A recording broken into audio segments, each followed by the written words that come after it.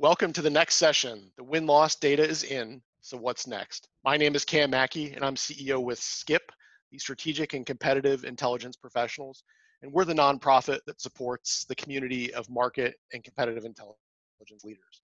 It's my honor to introduce my speaker today, Ilya Leybovich from VMware. He's been an engineer, services consultant, and an operations change agent for over 15 years, primarily with software companies. He's helped directly influence over $15 million in revenue from startups to Fortune 500 companies. And now at VMware, he has what I consider a pretty awesome goal, and that's to establish a world-class competitive function. Ilya, welcome. Great to talk to you today.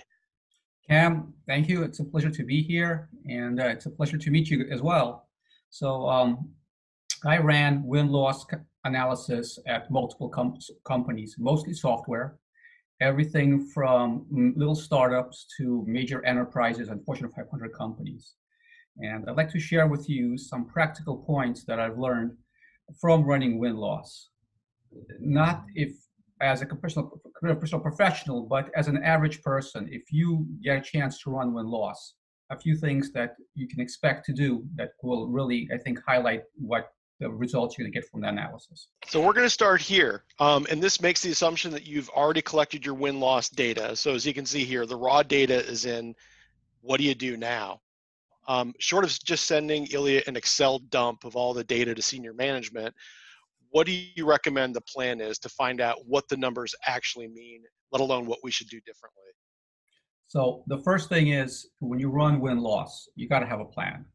And then you have a plan not only for collecting the data, but what do you do with it once you get it in already?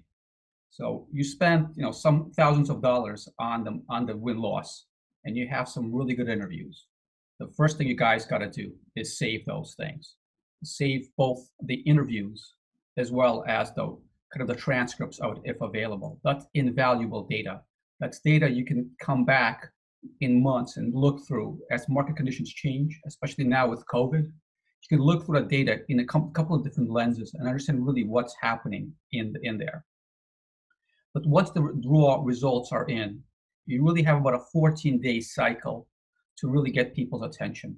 After that, everybody's busy. Everybody has their own priorities. They're going to start moving on to other things. So your job is, in those 14 days, really produce something that gets the ball rolling on and gets people interested in what you have found. Now, people are busy. Everybody has things they got to accomplish. So your job really is, imagine you're running yourself a mini startup within your company. You got to market those results. You got to distill those results, and you got to do a readout. And when you do the readout, what I really suggest you guys do is you invite a consultant who helped you with the win-loss. Usually somebody is responsible for either conducting the interviews or coordinating them into different trends. Have that person co-present with you. That both gives them a great visibility into your organization, as well as gives the folks that you're presenting to a chance to ask questions from somebody who interacts directly with the prospects and customers. That's great, Ilya. I imagine if you have to deliver bad news, it's always good to have someone else in the room too, right? Absolutely. I loved working with Closed. Those guys were able to conduct the interviews and get past the no. The big thing about people like me, if I get on a phone with a customer and the customer says, I found nothing interesting, it could be a 5-second interview, it could be a 2-minute interview. I mean, the guys at Closed, they got really past all the no's and really got people talking about what they liked, what they didn't like, really understood, or it helped as well my team understand what was happening in their minds as they were going through the decision-making process for both the opportunities that we won and opportunities that the customer chose to go with another vendor. So we understood what really are the use cases that really are hot for us, as well as some of the use cases that we got to decide, do we want to pursue those, or do we want to pursue what our core competencies need to be? That's great. Maybe Ilya, taking again the executive perspective, where we don't have a lot of time, we need to just keep it straight and to the point.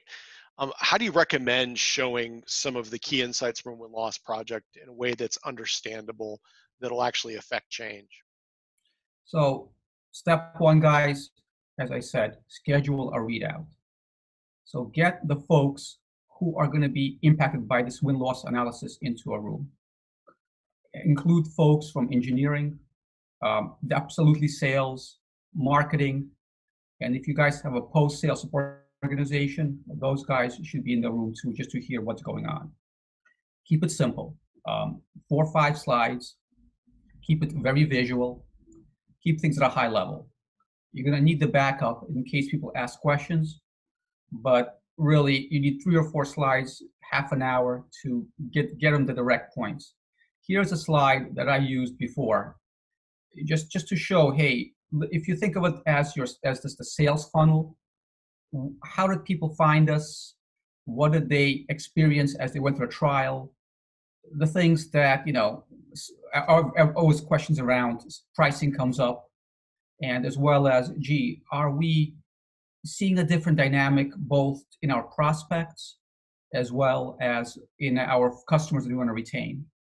For a software organization, it's super important to keep existing customers. It's much cheaper to keep an existing customer than it is to bring new customers along. So all those kind of dynamics you can expect to get out of a win-loss analysis. Now, the other point I want to make, depending on how strong your sponsor is for the win-loss analysis, if, let's say, you were told by a manager, say, hey, go do this and see what you can find, you can expect one kind of results. If you have, let's say, your CEO or VP of sales come to you and say, hey, listen, we're having this problem. Let's figure out what's going on. You're going to have a very different set of results and an ability to drive change through your organization. Either way, you got to have some way of showing these guys in a very simple, high-level way what's going on, and be ready for them to ask you lots of questions about why things are happening here, why just the trends you guys saw. Let me give you guys one example. So I was consulting a smallish company, and they had to make a decision. Do we go with a built-in database like a GNU, or do we have the option of our users to have an Oracle or database, something that the user can manage themselves and easily move the data into the data warehouse? Within smaller companies, there is a lot of people with strong opinions and a lot of tribal knowledge. And it's sometimes hard to figure out what's the right decision. Now, there's pros and cons for lots of approaches. And for the company that I was consulting with, there was a decision. There was like, gee, the VP of engineering said, listen, we need to build it ourselves. We can optimize the database. That's the go forward approach. The VP of sales was saying, hey, listen, I'm hearing from our customers that we need to be able to support third-party databases. They have, the data is being big, and our customers want to be able to optimize the data the way they see fit. They have their own processes. And really, they needed a way to kind of break the bottleneck, break those ties. They couldn't go back and forth. And when we did the win-loss analysis, what really came out with is that the existing customers who were asking for an internal database were the smaller customers. And this particular company was trying to really break into the larger market. And the folks that they were going after with, the bigger the enterprises, were looking for an enterprise class database. And when that decision came in, it became simple. It was no longer a decision of do you go versus internal database versus a third-party database. It was like, where do you want to grow our business? We want to grow where is our strategic direction going to be? And I made a decision to an external database because that's what their customers, their enterprise customers, that's what they're trying to break into. Those were the things they wanted to see. That's great, Ilya. And I love what you said about the tribal knowledge. And I imagine, I think on the next slide, you're going to talk a little bit about an example of this. Maybe share some comments on how you can use win-loss data to highlight a disconnect between what that tribal knowledge is in the organization versus the customers. Cam, thank you. Great setup. Let me show you how to do that exactly. So as part of your win-loss, you should always ask, hey, here are my questions, and here are kind of the trends that I'm seeing within my data. You need to always ask your customers, how important are the things that I'm asking you in your buying decisions? You might find that you might be surprised that the customers are buying you for information not exactly what that you assume them to be, and then that's okay. I mean, markets change, customer change, so you're always trying to get to the next, the bigger. So you're trying to really grow your company. I mean, for example, there was a small company who sold to Walmart, and this company kind of thought that, hey, what's our core competence? Our core competence was that we have a good product and we have good marketing. And when they asked their biggest customer, Walmart, why do you guys buy from us? It came out to guys, you guys deliver on time and you guys have very low rate of returns. Those two things were number one concern to their customer. Was completely blindsided them when those answers came in. This happens all the time. Tribal knowledge is great. Tribal knowledge is what keeps your company DNA alive. But tribal knowledge also is what kind of needs to be tested from time to time. As you're trying to grow your company, as you get more and more people and more ideas, especially from like a win-loss analysis, you got to find out, is your tribal knowledge really holding you back? Because the customers that you're selling to right now and the customers who you're trying to break into might not be the same thing. Are you really a product company, or are you changing into more of a service company? Those kind of decisions a win-loss analysis can tell you. And they can tell you by comparing what your customers, your existing customers, value in their buying process versus what your prospects, kind of more, let's call them your enterprise customers, value in their buying decisions. Those two things, if they're the same, wonderful, you're golden, proceed to do what as you're doing. You're validating your approach. But if a win-loss analysis shows that there's a difference between those two things, you got to go back and ask some more questions. Am I really selling what I think I'm selling? And how do I make sure that I retain my customers over time? That's great, Ilya.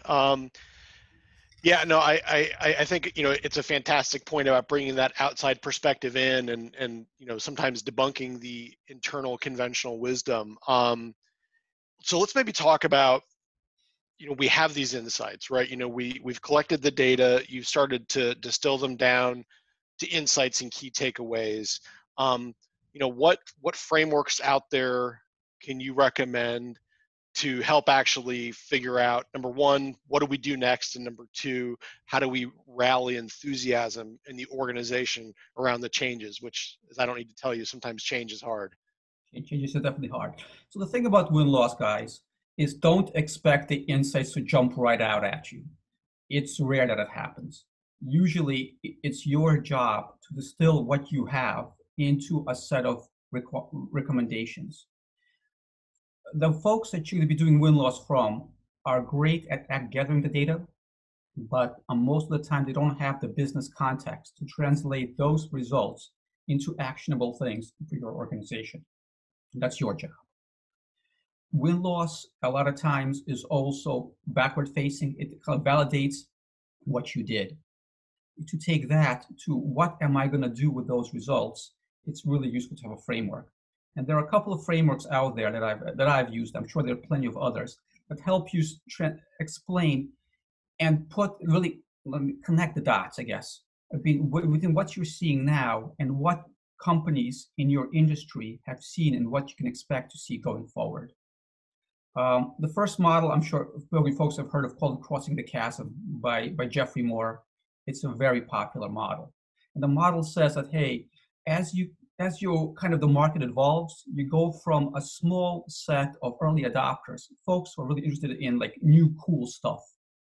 And at some point, you get to a point where you validate your idea and you start seeing, hey, there's really a market out there for my idea.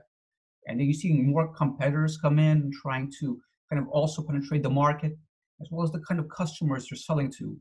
Those guys are going to also change. You're going to get folks not looking anymore for the hot new idea, but folks who are going to be interested in taking the idea that you have and fundamentally changing their business with it, getting a competitive advantage. Think about 10 years ago. Can you imagine having an app on your phone to do banking? That was completely unheard of. But any bank you talk to right now that doesn't have digital presence is not going to be around there for very long. These kind of transitions in the market are captured by the closing the chasm model. So you're able to take the win-loss analysis and take a look. What are my customers thinking about now? And what are they going to be kind of thinking about later? What kind of things am I going to need to influence my customers? Do I need case studies? Do I need just to show them that my idea is cool and different? What do I need an ROI analysis? What's going to make my customers come to me versus come to somebody else? Those are the kind of things that Crossing the Chasm can show you. You don't have to be the smartest person in the room. This model helps you understand, based on hundreds and hundreds of interviews done by Jeffrey Moore, to understand how does the market changes. It'll help you really understand, if I'm not seeing the sales results I'm seeing, why? If my customers are coming asking for this, what does it mean? If I'm seeing my competitors getting acquired by, what does that mean? What else can I see in the next month? What management strategy need to include? The other model called market maturity, I've also kind of stumbled onto, but it's an amazing model. It, from a marketing and sales perspective, tries to explain, what kind of collateral and what really works best on folks. So, what do we need to talk about? Like, I used to produce white papers and I talked about features and functions. They're doing great. I'm seeing my leads go up. I'm seeing people buying the product. Life is great. Half a year later, my sales goes double. And for some reasons, my customers are not coming to me anymore. And they're complaining about more things. What's going on? Chances are you're no longer where you were. The market has matured. You're going from talking features to function. You're talking about more about their user experience. So you're not going to be talking about, hey, I have this new feature that nobody else has, because everybody might have that same feature now. But you need to talk about, because you're using my product, you can enable these business things. And those kind of things appeal to a broader customer base. You're going to be talking about things like maybe like de facto standard and how well we support you. Those are the kind of things that bigger customers are looking for. Now, at that point, you realize, the market is maturing. Let me go see what can I do based on a lot of people's experience, how they sell into those larger markets. It might be, you might need, to bring in some additional consulting help to figure out what's going on. But at least you'll understand why what I'm doing is either effective right now or what needs to be changed. And that's not your opinion. This is third-party validated opinions. And that makes you a lot more intelligent when you're presenting results. No, I love that. I love that comment about it being third-party validation. It's especially because so many of the issues that you're raising, Ilya, these changes about, which markets are attractive, where do you want to fund the marketing or product development investment. These are, pretty senior level decisions that need to be made. And so, one thing I'd ask for your thoughts are, especially in big corporations, they have a lot of initiatives going on, and there's that, risk of flavor of the month. And so what do you recommend doing to re-engage, to get back on the radar screen of the internal stakeholders so that they're engaged and focused, and the proposed changes don't live and die on their desks? Okay, great question. So some companies are lucky to have a competitive analyst on board, but a lot of times win-loss is just being given a product manager, a product marketing manager, just say, hey, I've worked with companies that had an industry analyst firm come in and said, you guys need to do a win-loss to understand what's going on. Why are you not winning deals? A lot of people spend a lot of money with industry analysts, and they ask a question, they get a question in response. A lot of times the question is, what does your loss say? So win-loss is both great at kind of helping you internally understand things, as well as helping you kind of provide something with industry analysts. So, and that point, so you do your win-loss, you do your readout, you have a bunch of initiatives that you recommend. A couple of weeks pass. It's, time to re-engage with your stakeholders to figure out, are they actually working on the initiatives that you proposed? Or have they took a look at them and now kind of, got distracted in something else? One way I've done this, and I think this works really well, is to take a couple of things that your company did well and send out several targeted emails to the owners of that business. So if you send, for this particular case, I've sent this kind of email to a VP of services and said, hey, listen, a couple of results said that your team is amazing. They are super knowledgeable. They are really good at working with customers. Here are a couple of quotes. Share this with your team. Everybody likes to share good news. This is a way of kind of them promoting that, hey, listen, guys, we had this project and we did really good. It makes them hungry for more information, for more praise to provide to their team, because it brings morale up. It also helps, boost internal confidence. It's like it's great. So now you have a hook to go back into them and say, hey guys, remember this project, the win-loss project? Here's some good things that came out of it. Let's have more wins. Let's talk about those initiatives we talked about during our readout, and let's see if we can get any more positive praise out of those. It works really well, and you can target this email to sales, to marketing, to engineering. It really works great, and you also be really good, like having the bottom, put a link to the recording, so they can hear directly from the prospect praising their team. Executives love that. It works wonders. Positive reinforcement is usually a lot better than the other way around. I love it, especially because sometimes, the insights from win-loss, they might sting a little bit, right? So I love that message. Just, maybe our last slide here, Ilya, I love the title. It's "Where is the ROI hiding?" And so as I was thinking about, our conversation, it occurs to me, win-loss is kind of like a box of chocolates. You never know what you're going to get.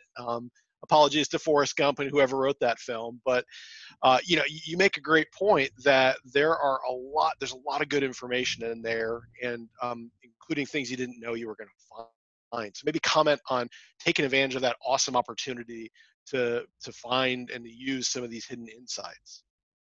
Yep. So win-loss, when I run it or when you run it, you need to touch many different functions. And some of the things that you might consider doing with the win-loss data you have is, let's say, voice of the customer initiatives. This is a great way to feed directly from what the customer is saying. You have them, lots of great quotes, anonymous quotes, or possibly even, have the consultant, as they're building your win-loss or doing the win-loss interviews, ask, hey guys, do you mind giving a public reference? Again, think about the plan. When you execute a win-loss, you got to have a plan, not only for getting the interviews, but what you're going to do with them. If you're a small company, or if you're a company who's struggling to get references, do a win-loss. Ask the question, is it okay for you are you consider giving a public reference? Even if you get a couple, that really justifies the price of getting a win-loss.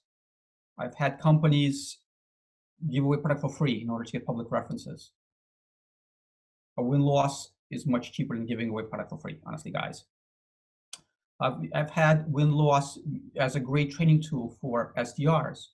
You bring guys right out of college.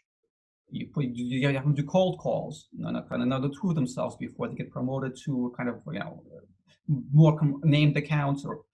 But having these guys hear a conversation with an actual customer talking about what they like, what they don't like, as well as how did the salesperson interact interact with them, that's gold for these guys. It really helps them understand what's going on in the customer's mind. If you think about it, if you're an SDR, you do 50, 60 calls a day. Most of the time you hear, sorry, don't care, goodbye. But to have a customer open up to them, and I've seen these guys really shine, like, oh, that's what I can do. That's what I can ask. That's what I can focus on. Invaluable. Definitely brings up the ROI from the win-loss analysis. The other thing win-loss can help you understand is when you're building a product. Are you building this product to attract new customers or to retain customers? Where is that balance? Does the balance need to be shifted at all? How is your churn rate looking at? Are you looking both at your lead generation rate as well, which is great. I mean, you want to get the funnel as much as you can in the door. But once you get the customer in, are the customers thinking about churning? Are they thinking, as part of win-loss, I always ask, are you considering looking at other vendors? That way, before renewal comes in, you have several months to figure out, is that customer healthy? Or is the customer thinking about looking at other vendors? This can save existing accounts, especially large accounts. If you can save 3 or 4 large accounts a quarter, your win-loss pays for itself 10 times over. And guys, that's where the ROI is hiding. Don't think of win-loss as just a one-time thing. It's not.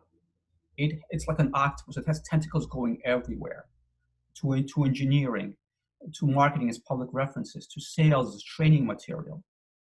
It's really up to your imagination how to use this information. This information does have a shelf life, but even 6 months after, go back to it, listen to it through a different lens. Figure out, hey, what, did I miss something? Okay, this customer that I talked to was happy, but now churned. Was there something in those interviews that could have helped me prevent this from happening? Is there anything that I need to do or ask other existing customers that might be on the verge of churning that I can possibly save? So no, it's fantastic. I think it's really eye-opening, right? That you might start the project with the intent, basically how can we sell better, which in itself as a recovered sales guy, I will give 2 thumbs up and say that's a great goal. But I love what you're saying, Ilya, that it really can kind of drive a lot of stuff in the organization between product development and other things. And so it's a really empowering message. On my end, I'd like to thank you. I love the comments you made about win-loss and its potential to really have an impact on the customer and on the enterprise.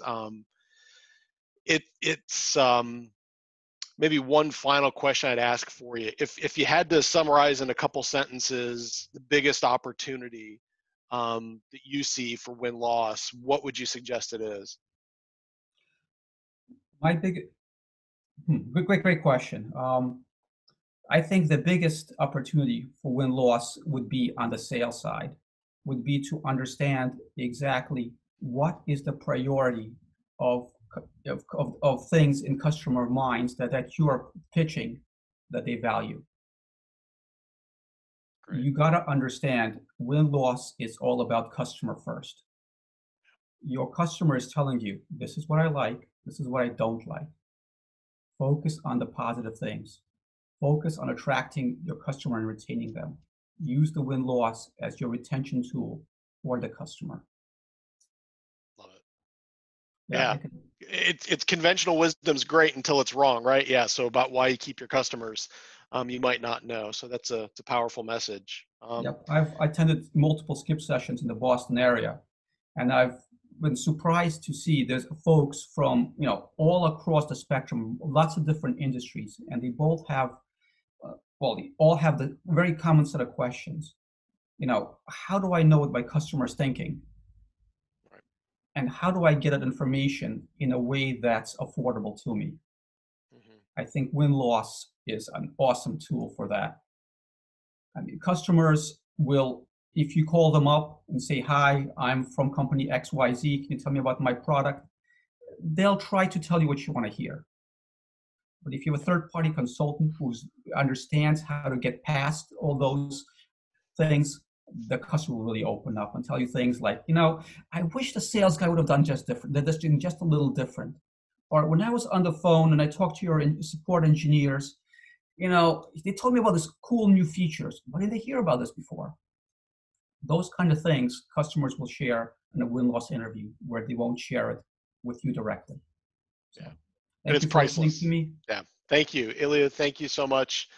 Appreciate you sharing all your great experience and lessons learned with everyone. And SCIP, we're happy to support Win-Loss Week, and keep on fighting the good fight, Ilya. Thanks, guys. Yep. Thank you. Good luck out there.